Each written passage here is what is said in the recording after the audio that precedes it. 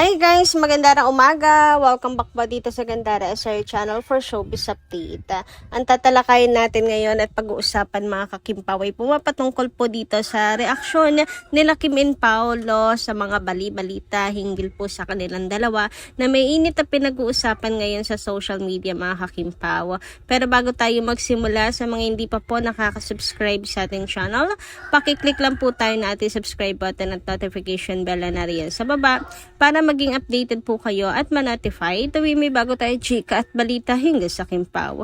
Maraming salamat! So welcome back po again sa ating channel mga ka-KP.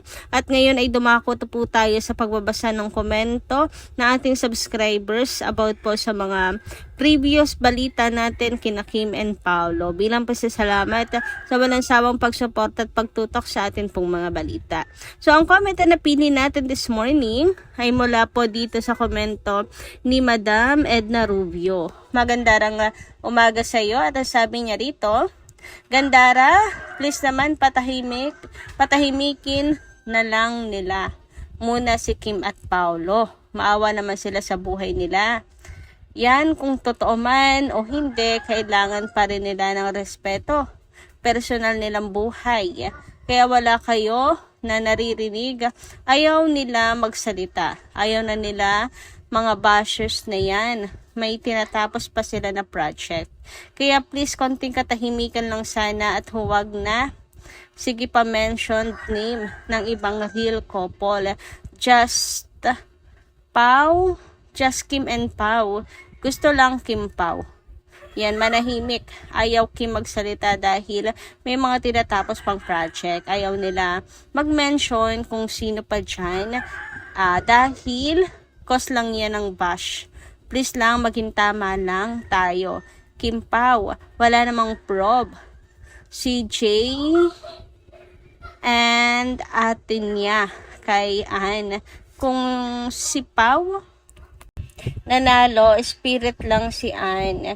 Sa ngayon, nabigyan natin, focus natin, movie ng Kim Pao. Maging masaya na lang tayo kung ano ang blessings ng Kim Pao. Ayan, Miss Edna Rubio, medyo nahirapan ako sa pag-interpret. Sana tama naman, mga ka-KP, medyo magulo lang. Ngunit, subalit tatapwat, meron naman akong, naiintindihan kahit paano mga ka-Kim Pao. Tungkol doon sa mga issues nila Kim and Paolo, sana ay tigilan na muna dahil may ginagawa pang projects ni sila Kim and Paolo So, hindi pagsasalita ni Kim and Paolo, pagiging wais daw po yun. Dahil may tinatapos pang project, 'di ba? So, hindi naman talaga pwede basta-basta na lang magsalita, mga kakimpaw. Sa showbiz, konting salita mo lang, pwedeng mag-ugat na yan kasi sira mo, mga kakipi. Dapat matalino ka talaga pag nasa mundo ka ng showbiz. Kung hindi, nako, kaawa-awa ang aabutin mo mga kakimpaw. Diba? Kaya nga ang mga artist, minsan manager na lang pinagsasalita, minsan na hindi po sumasagot sa mga interviews. Kasi yan mga kakimpaw, yung mga intriga na yan. Actually, ang palalamunin mo lang yan mga bashers. Ipifeed mo lang talaga yung kanilang satisfaction mga kakimpaw. At gagamitin yun laban din sa iyo mga kakipi. So, magiging tahimik na nga lang. And wag na rin magbanggit ng ibang artista. Kasi nga, madadamay na naman. Kay Kim na naman ang niyan, bato mga kakimpaw, sabihin na naman, di ba napaka-toxic ng Kimpaw Lanchas, kung sino-sino ang dinadamay. So, maigi na po yun, wag na po tayong mandamay ng iba, mga kakimpaw. Basta happy lang tayo, intay na lang. Kung nasa atin ang panig, wala naman pong makakapigil mga kakimpaw. Hindi natin kailangan yan ipagpilitan sa mga tao na tama tayo. Kasi kung tama tayo at walang magagawa sila doon, mga kakimpaw. Just wait and see. Pagmasdan nila magiging reaksyon ng mga bashers. Nakatawa-tawa sa kanilang mga pinagagawa kina Kim and Paolo. Anyway, dumako naman tayo ngayon dito sa botohan, mga kakimpaw, para sa IMBC Award Best Global Star, mga kakipi. Nais ko kayong himukin ngayong araw na to. Wag po ninyong kalimutan na iboto si Chinita Princess. Yes, mga kakimpaw, nako. Ilang araw na, ano na ngayon? August 6 na? Hanggang 9 na lang po ang botohan, mga kakipi. Dapat tayong lahat ay kumilos at masiguradong maiuuwi ni Kimi ang tropeo. Para same silang dalawa ni Paolo, may international award ngayong taon para talagang mayayanig ng Kimpaw ang buong bansa dahil another award na naman sa kanila. Hindi po simpleng award, di ba mga Kimpaw? So para bumoto, i-download nyo lang po ang Idol Champ app. Ayan. And click the IMPC award. Then, cast your vote for Chinita Princess. Napakalaking karangalan kapag si Kim po ang nanalo sa Best Global Star. Malaki din po magagawa niya na mga kakimpaw sa career ni Kim Chu. Alam ko parang lalong tataas ang talent fee ata kapag mas marami kang award, mga kakimpaw. Anyway, dumako naman po tayo ngayon at pag-usapan ang mga naging issues ni Chinita Princess and Paolo Avellino. And ang pinakang latest nga ngayon, mga kakimpaw, ay patungkol nga po sa intrigang buntis si Kimi.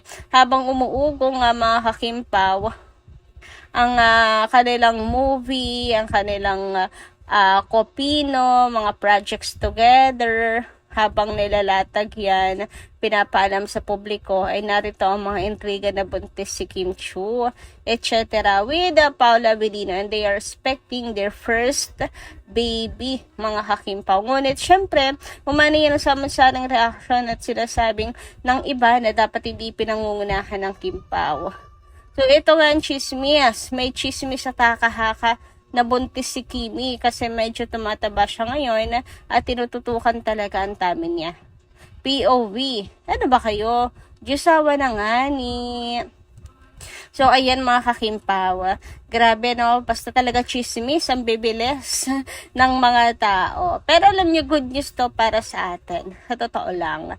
Pero yung inaaraw-araw na, paulit-ulit na, mga kakimpaw, parang pasama ng pasama naman po yung dating, mga kakipi. Kasi nga parang may pinapatunayan. May dapat bang patunayan, mga kakimpaw? Ano ngayon, kung buntis si Kim Chu, wala naman pong masama, mga kakimpaw. Ayan, basta antayin na lamang po. Pero yung iba nga sinasabi, respeto. Respeto naman kina Kim and Paolo Avellino dahil kailangan nila yun.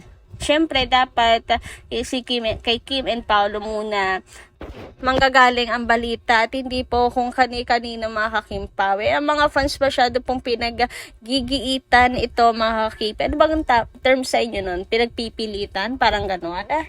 Pinagdidiinan na buntis talaga si Kim Chu. So, syempre, ang reaksyon nila Kim and Paolo, kinakabahala naman ng mga solids kung anong magiging reaksyon ng Kimpaw dito. Sinong hindi nun mababahala, di ba? Tahimik at busy po ang Kimpaw. Meron silang project na ginagawa. Tapos, ganito, pinagpipilitan, pinagkakalat, nabuntis si Kim Chu, etc. So, kinakabahala po yan ng iba. At the same time, nakikiusap na rin na respeto na lang. Respeto ang kailangan kina Kim and Paolo Avellino dahil sa kanila dapat magbumula ang balita at hindi po sa kung sino-sino lang, mga kakimpaw. So, pwede namang maging masaya, silent, mga kakipi, ganon. Sabi nga po dito sa isa pong comment, sa isang post pala, mga kakimpaw, bakit nyo nilabas yan? Pwede na ba ilabas yan? May approval ba? Kung totoo man yan, naku, kayo talaga hindi makapaghintay. Hashtag Kimpaw. So, ayun na nga. Napangunahan na sina Kim and Paolo Avellino. Hindi mo makapaghintay, no? At ang mga fans na nagkakalat ng balita, hindi pa nga po sigurado kung totoo nga ba ang mga chika-chika.